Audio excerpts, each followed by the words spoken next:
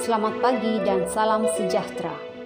Abdul Hamid bersara sebagai Ketua Polis Negara esok.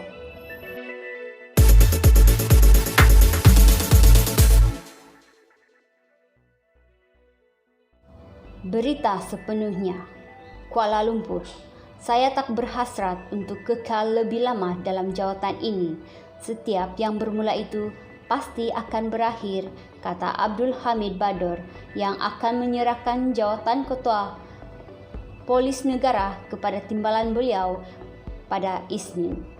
2 tahun menerajui pasukan Sang Saka Biru, dan sepanjang tempoh itu ada sesuatu yang beliau terkilan kerana tidak dapat dilaksanakan, iaitu melaut Sabah dan Sarawak bagi menyelesaikan masalah-masalah pasukan di dua negeri itu. Tiada apa yang hendak saya sesali, tapi hasrat saya adalah untuk ke sana, kerana di sana begitu banyak isu yang tidak dapat diselesaikan, antaranya kes perjudian dan persempadanan negara. Saya tidak dapat pergi ke Sabah dan Sarawak sebab COVID-19 ini. Banyak isu di Sarawak, tapi saya mohon maaflah sebab sekiranya saya pergi dengan kuarantin dan macam-macam, katanya. Beliau berkata sesuatu yang drastik perlu dilakukan di Sarawak dan berharap pucuk pimpinan PDRM selepas ini dapat memberi perhatian terhadap isu integriti, penyeludupan, perjudian dalam talian dan maksiat yang dikatakan banyak berlaku di sana. Memegang jawatan tertinggi Pasukan Keselamatan Negara pada 4 Mei 2019, Abdul Hamid akan menamatkan kontrak perkhidmatan beliau pada 3 Mei 2021.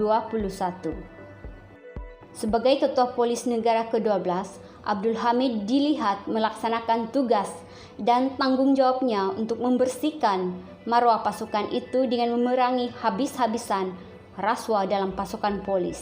Tidak kira anggota, pegawai kanan maupun pegawai kanan tinggi dalam pasukan pasti tidak akan terlepas daripada diambil tindakan baik secara dalaman atau dihadapkan ke muka pengadilan jika didapati terlibat dalam merasuah, salah laku dan bersekongkol dengan pesalah jenayah. Pedih rasa dalam hati saya apabila melihat seorang demi seorang anak buah saya dihadapkan ke mahkamah, katanya. Abdul Hamid juga dikenali sebagai Ketua Polis Negara yang lantang bersuara menegur warga polis di Raja Malaysia dengan mendedahkan kes-kes anggota dan pegawai yang terlibat masalah integriti, salah guna kuasa dan salah laku serta lain-lain kes jenayah lagi. Kelantangan dalam mendedahkan pelbagai kartel dalam pasukan bagaimanapun mendapat kritikan dan kecaman daripada pelbagai pihak, termasuk warga PDRM sendiri dan ahli politik yang kurang senang dengan tindakannya dan menyifatkannya sebagai membuka pekung di dada. Antara kejayaan besar polis di bawah kepimpinan Abdul Hamid ialah mematahkan cubaan penyeludupan dan pengedaran dada di Pulau Pinang dengan nilai rampasan terbesar 2.4 bilion, menggempur sindiket Macau scam dan judi dalam talian yang turut membongkar penglibatan anggota dan pegawai PDRM sendiri.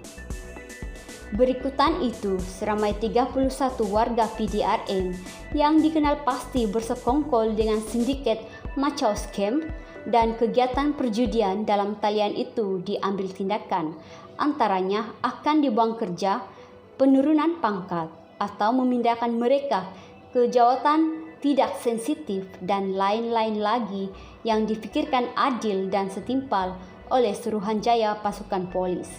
Apapun, kata Abdul Hamid, setiap yang bermula pasti akan berakhir dan mulai Selasa 4 Mei ini, tugas, amanah serta tanggungjawab itu akan digalas oleh Ekril Sani sebagai Ketua Polis Negara ke-13 untuk terus meningkatkan integriti dan maruah pasukan Sang Saka Biru. Sekian berita hari ini.